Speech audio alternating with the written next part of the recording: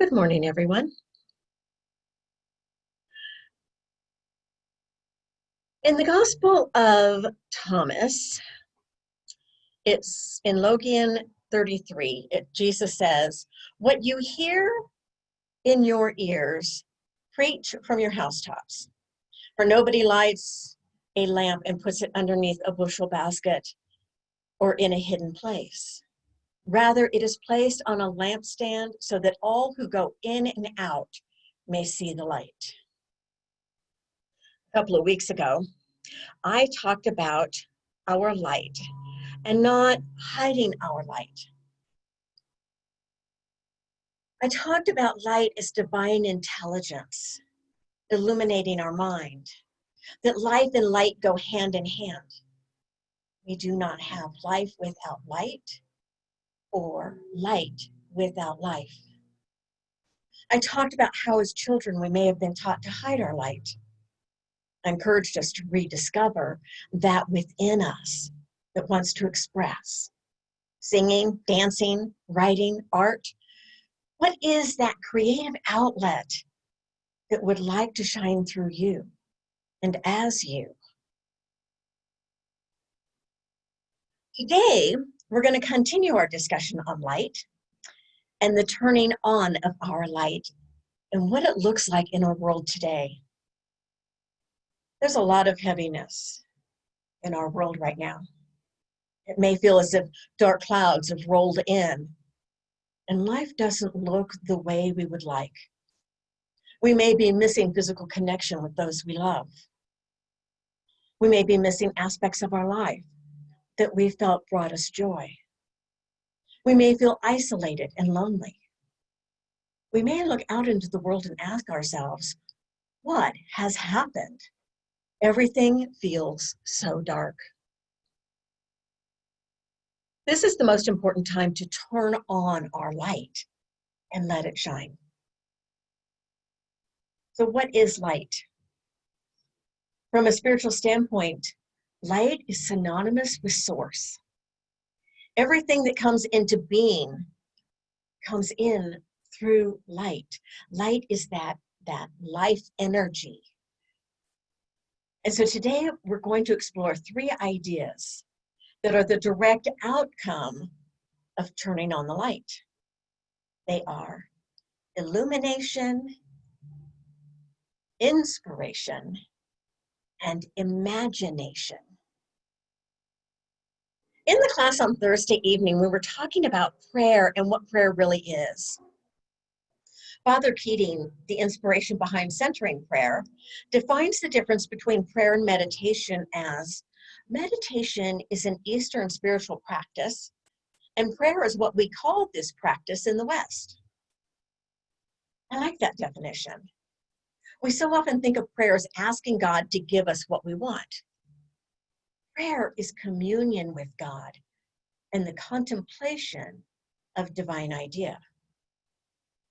When we concentrate on the divine idea of light, we open ourselves to illumination, inspiration, and imagination. These 3 are the channels by which we change our experiences. So we affirm in unity that there is one presence and one power, and that this presence is omniscience, omnipotence, and omnipresence, meaning all power, all intelligence, everywhere, every when presence. There is no time or space that God's power, intelligence, and presence are not. So why don't we experience this presence all of the time? Think of yourself as a light bulb in your house. So as a light bulb in your house, you don't just automatically turn on. You have to have a light source or a source of energy, the electricity. In order to have the light bulb come on, you have to walk over and flip the switch. And that's what prayer is.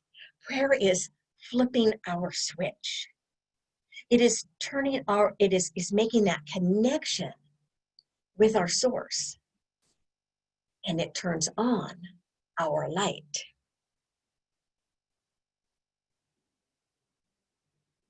In the book of 1 Timothy, Paul is writing to Timothy and says, "For this reason I remind you to rekindle the gift of God that is within you through the laying on of my hands. For God did not give us a spirit of cowardice, but rather a spirit of power and of love and of self-discipline." We rekindle the gift of God that is within us by opening ourselves to the spirit of power and of love and of self-discipline.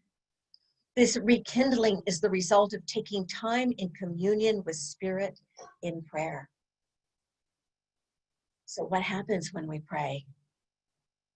First of all, I want to be clear that I'm not referring to the type of prayer that is begging or bartering with God. We're not asking God to do something for us. Please, God. And we're not bartering. We're not saying, God, if you get me out of this one, if you just get me out of this one, I will go to church every Sunday. I will volunteer. I will tithe. Whatever it is that you want to make this promise. If God does, then you will. I'm referring to going beyond what we talk about going beyond what we experience and affirming a higher truth. We want to affirm a higher truth than what we think we're experiencing in the moment or what we feel like we're experiencing. An affirmation is not pie in the sky thinking. It's not just positive thought or affirming that what we want to be happening is happening when it's not. Affirmative prayer is about opening ourselves to the illumination of Spirit, the inspiration of Spirit, and the imagination of Spirit. It is opening ourselves to the experience of something we have never thought of before. So let's take a look at these three divine ideas. Illumination. From a spiritual standpoint, illumination is the light of Spirit, bringing into mind an idea that is different than our intellectual thought. This new thought brings in a light that illuminates our mind to see from a new vantage point. Light shines on and reveals facts that we may not have been capable of seeing or understanding before. We open ourselves to see in ways that create understanding and compassion for others' viewpoints.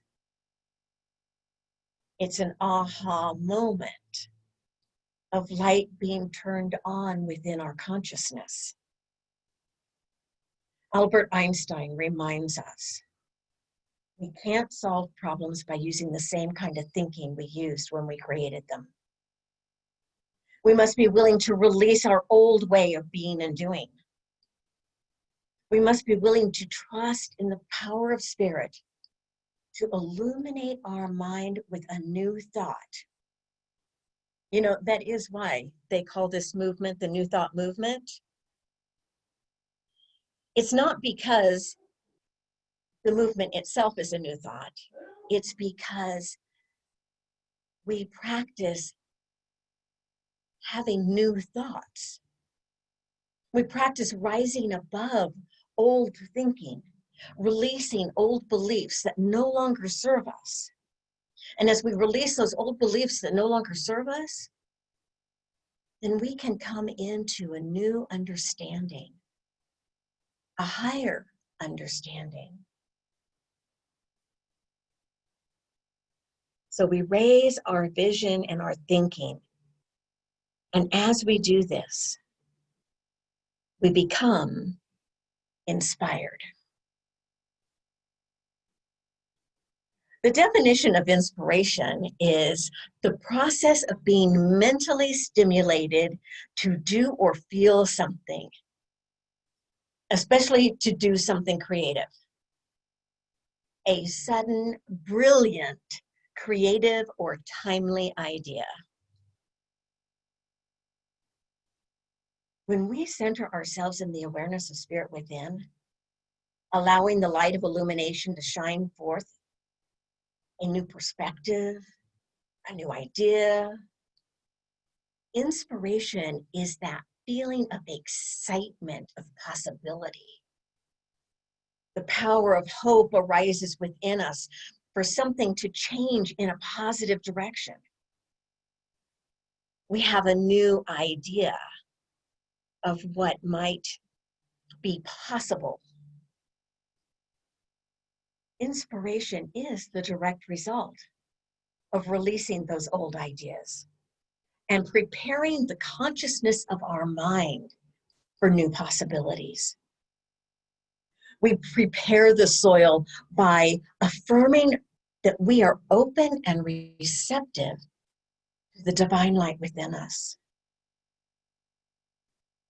This prayer takes courage because once we have the idea, it is ours to do something with. How often have we come up with an idea that sparked life? We get really excited about it. We think, wow, this is the greatest idea. I love this idea. And then the next thoughts are about how that idea couldn't possibly happen. There's not enough time, there's not enough money, there's, all the lack and limitation thoughts come flying in. I don't have the gifts for it. So I know I'll go share my idea with my friend or with someone else, and maybe they'll get just as excited as I am, and maybe they'll do it, because I'm just the idea person. I get the inspiration for somebody else to bring into manifestation. According to Charles Fillmore, it doesn't work that way. He says, if you conceive it, it is yours to do. Dang. We're not limited beings that are called to play small. Every inspired idea is an inspiration coming from our spirit, our higher self, to stretch us into expressing more of who we really are, adult children of God. Have you thought of yourself as an adult child of God? And how does that change your relationship with God or your understanding of what it means to live this life? So as we take illumination and inspiration, how do we bring that into form? How do we bring that into manifestation? Through the power of imagination. The revealing word says, imagination is the faculty of mind that images and forms, the power to shape and form thought. With our imagination, we lay hold of ideas and clothe them with substance. For me, imagination is the spiritual power that is the most fun. It is also the first step in taking action to activate our power to create our experience and to create our world. The first lesson in using imagination is that it's not given to us just to bring more stuff into our lives. As spiritual adults, we are called to create a world that is good for everyone. We use the power of imagination to bring into form that which our higher mind has brought forth for us to experience. The power of imagination is our power of co-creation. How does the power of imagination work? It's much like daydreaming. Greg Braden tells a great story. Greg Braden is a spiritual scientist, and he lives in New Mexico. And a few years back in the Southwest, we were experiencing a pretty severe drought. And at that time, he was invited by one of his Native American friends to go out to a sacred space, a sacred spot, so that his friend could pray for rain. And so they drive and they drive and they drive and they drive, and finally they get to this spot, and there's a circle of rocks on the ground. And his Native American friend says to him, you stay outside the circle. I'm going to go inside the circle and pray for rain. And so Greg stays outside the circle, and his friend goes inside the circle, and he stands there. And he stands there for a few minutes, and then he comes out of the circle and he says, okay, want to go have lunch? And Greg's like, I thought you were going to pray for rain. And he said, I did. And he said, what I did, because Greg was like, but you didn't do anything. You didn't do anything. And he says, what I did was I imagined I stood with my feet on the ground, and I imagined the rain as it hit the roof of my house and how it sounds when it hits the tin on the roof of my house. I imagined myself going outside and looking up and allowing the rain to fall on my face, and how it would feel, how glorious it would feel to have the rain fall on my face, and how grateful I would be for the rain. And then I could feel the mud squishing up through my toes, because it had rained so much that the soft ground became muddy, and the mud would just squish through my toes. And I could hear the children playing and splashing in the puddles, because they too were grateful for the rain. And we were celebrating and rejoicing in the rain.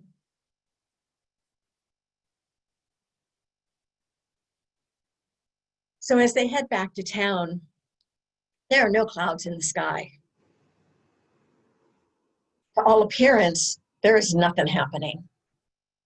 But that night, when Greg was at home, all of a sudden he realized it was pouring rain outside.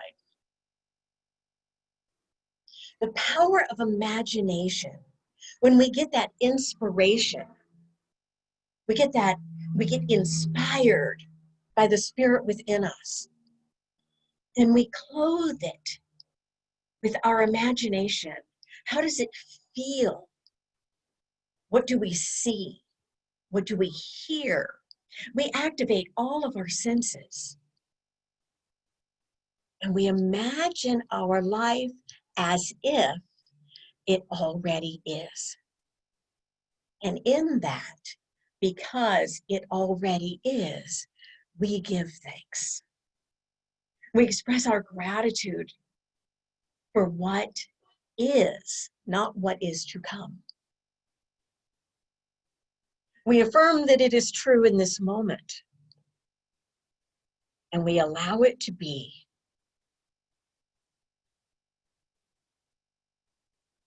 Power of imagination can be used to create good in our lives. When we use it to bring into form that which the mind has illumined, and the new details that have been inspired are clothed with the substance of our living it before it happens. One of the greatest disservices that we can do to ourselves and the world is to downplay that which is being illumined in our mind. We are here to shine forth. And the way we do that is by practicing using our spiritual powers. These powers are within us. They are waiting for us to call upon them, to live them. They are calling for us to practice using them to create a world that is not what we have been living, but a world of love, compassion, inspiration, and connection. We are being called to step forward and live as adult children of the light. And so I want to give us an opportunity to practice experiencing the light. So I'm going to invite you to close your eyes if you're comfortable and to just relax into this moment. To just relax into this sacred space.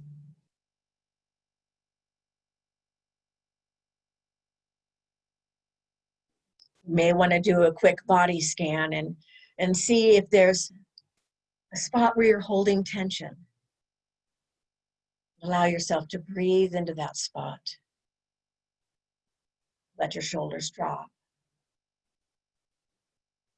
And let your breath center you in your heart.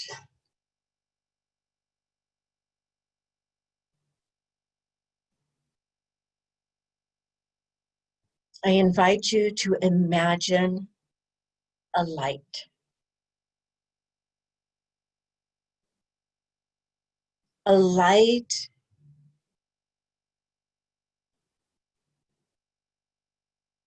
that is burning in your heart. A light that is turned on within your heart.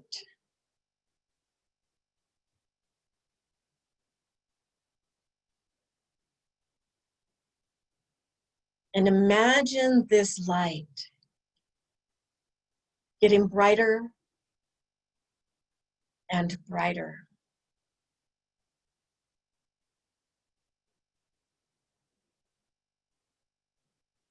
Allowing this light to illuminate your mind.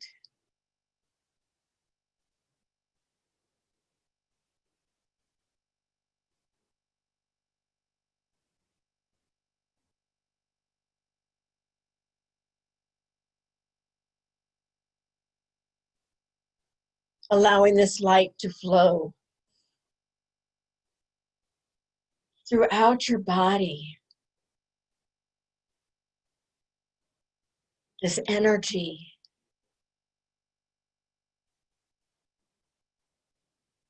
This pure energy of spirit. This energy of divine love.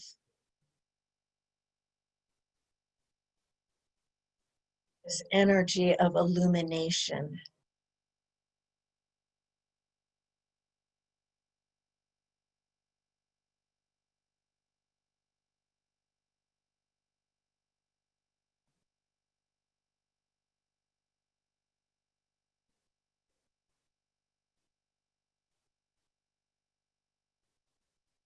And in this sacred space,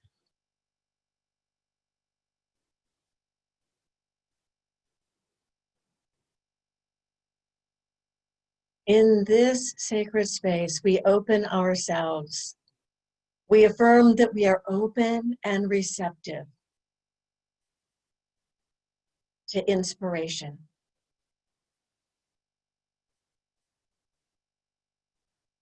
What is mine to do? What is mine to be?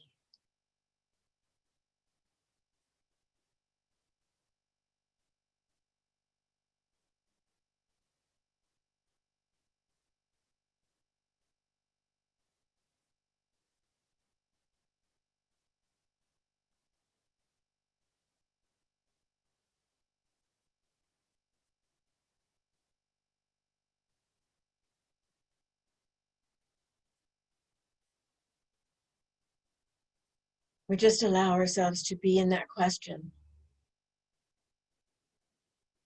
Is there something fun that you would like to do?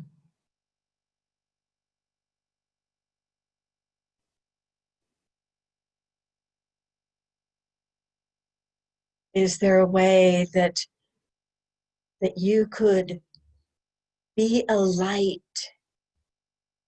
in this world.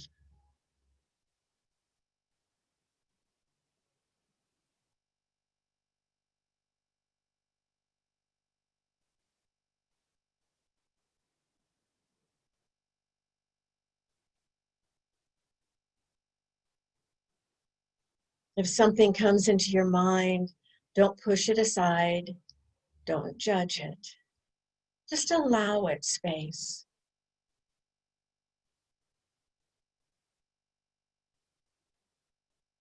Allow it to be.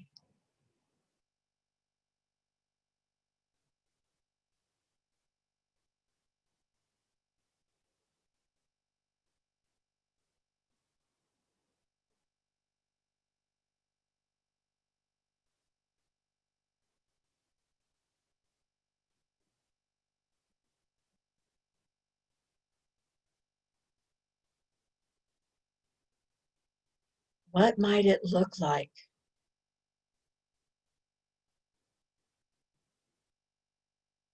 What might it feel like?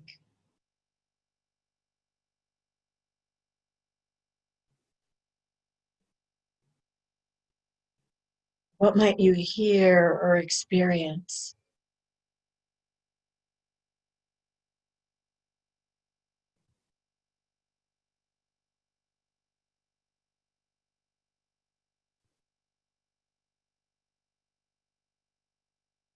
What is the joy?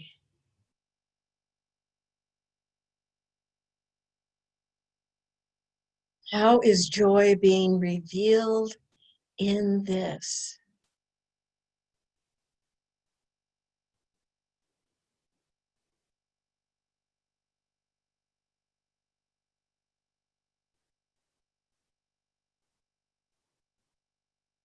And express your gratitude. Express your gratitude in this very moment for all that is, for all that is right here, right now, come into form.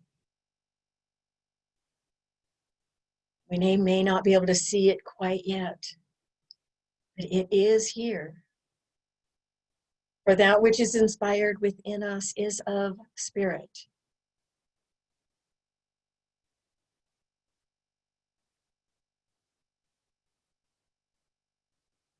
And we clothe it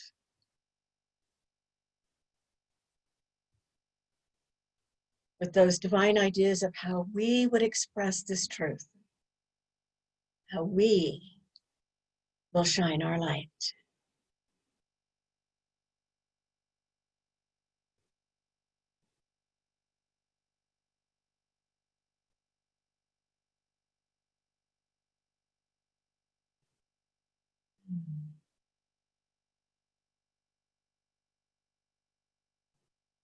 I feel compelled also in this moment.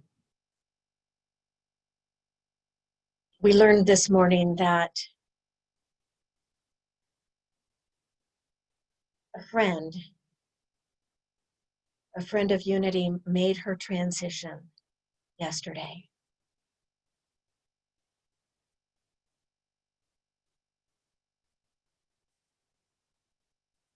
So I just want to take a moment and bless her. Bless her on her continued journey of life. Bless her as she moves from this life into her next